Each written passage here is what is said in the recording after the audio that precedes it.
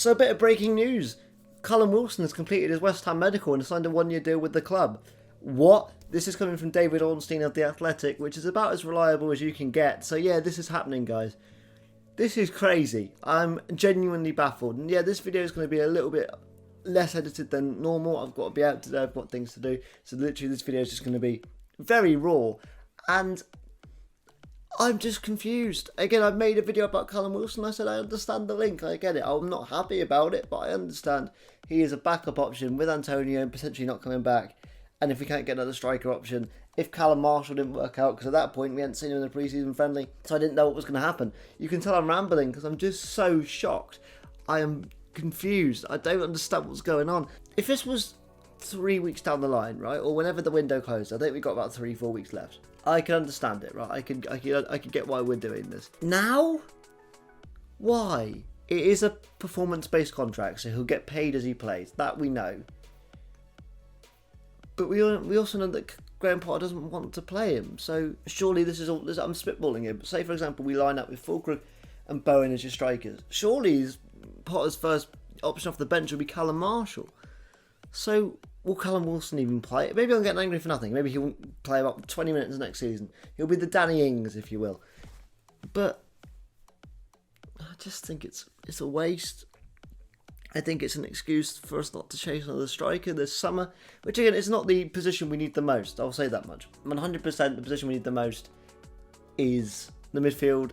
The goalkeeper now is becoming a lot more important. But overall, Callum Wilson, I don't get why you would do it now.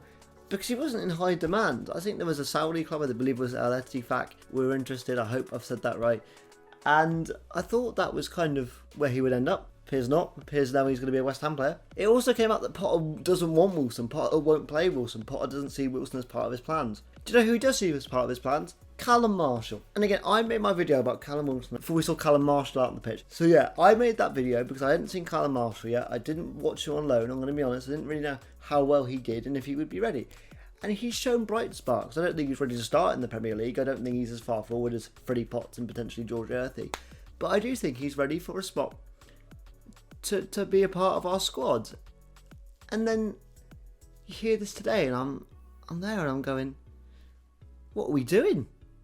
This is ridiculous. I'm not like as mad as maybe some other people being like this is the worst transfer of all time, because it being a performance-based contract, it doesn't frustrate me that much because I don't believe Potter will play him. I just don't, unless it's absolutely necessary. I don't think we'll see Callum Wilson on that pitch very much. And I tell you what would upset me, and I don't think Potter would do this because I do trust Potter, is if off the bench, say we were 2-0 up, he took off Nicholas Fulkrug and he brings on Callum Wilson. That would upset me, because I think that is Callum Marshall's position, but I don't think we'll get that. I think David Moyes would do that. I don't think Potter would do that, and that's not me slandering David Moyes, it's just David Moyes likes to use a lot of senior players. Potter doesn't. Potter likes to use the youth academy. So I hope that's the case. And again, this is no hate towards Callum Wilson, right? Like Callum Wilson, you know, apart from causing me many a heartbreak in games against West Ham, he's probably a good guy. I've seen some clips of him in this podcast with Antonio. They get on really well. I've seen interviews with those guys together. It just, I don't know. I guess I'm just shocked. I shouldn't be, because of the way the ownership like to do things.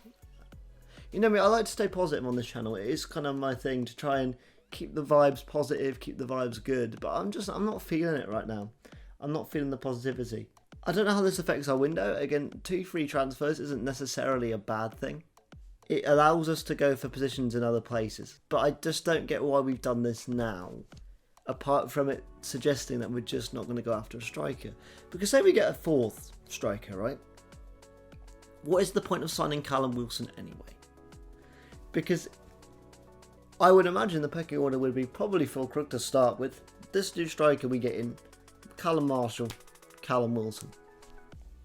Therefore, okay, Fulkrug could get injured, but then Wilson's only 3rd choice by default.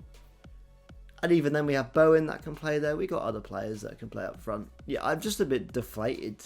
It's not the worst thing in the world because he's not there to be our star striker. If this was, say we really needed a striker this summer, which luckily it is important, but it's not absolutely necessary, I would be disappointed if this was our only option. If this was the only position we needed. If we had to put all our eggs in the striker basket and what we got was Callum Wilson, then I'd be frustrated. But it's not. Luckily, we're okay. We have Fulkrug, we have Bowen, we have Marshall, we have players at the club that can do a role there. So for me, this just becomes a waste of a transfer and rather baffling. I don't, again, it's the timing for me I find really weird. The signing itself, like I said, I understand it to a certain extent. You know, if you can't get anyone, you may as well get a Premier League proven striker who can play 6 or 7 games, 2 maybe to start with, much more off the bench. We've done it with weeks to go in the transfer window, and the transfers can happen quickly. We all know that transfers can happen out of nowhere. So it's not like you need a lot of time to get somebody. And you're telling me that Carl McCauley hasn't been scouting strikers? You're telling me that's not the case? I remember when they were saying that Will Salthouse was pulling for the transfer. And obviously, yes, he's Callum Wilson's agent. It's his job. I'm not going to be angry at Will Salthouse for trying to get Callum Wilson a position in football, because that's an agent's job. What I am slightly annoyed about is our ownership being so willing to say, oh yeah, Salthouse, we'll bring him in, just because we have a good relationship with him and it might help our relationship in the future. I'm not super angry. I'm just confused and a little bit. I'd say the word is miffed, I guess. I'm a bit miffed. I hope we get some good news in the transfer window with some midfielders and some goalkeepers to tie us over, because I know some people were suggesting that, oh, you know, Potter's only had 1 transfer so far in this window. And yeah, accurate. Kyle Walker-Peters, I'm fine with. That is a good transfer. And it comes down to, I think, potential, right? Kyle Walker-Peters is a versatile player that we can use off the bench and can give a little bit of competition to Wan-Bissaka and Diouf in training to keep them on their toes. Callum Wilson's not that. And I know I've said in the past that Potter can change his mind on players and, you know, let them show what they got in training and they can become big parts of the squad. I believe Kyle Walker-Peters has not only done that, but can do that further and prove why he can start at West Ham. Callum Wilson's not that. I'm just baffled that we've pulled the trigger this early, because we didn't need to do it. I think I already know the answer to this question, but let me know what you guys think in the comments down below. Remember to like, comment and subscribe. I'll see you guys all soon for hopefully a more positive video. Take it easy and bye-bye.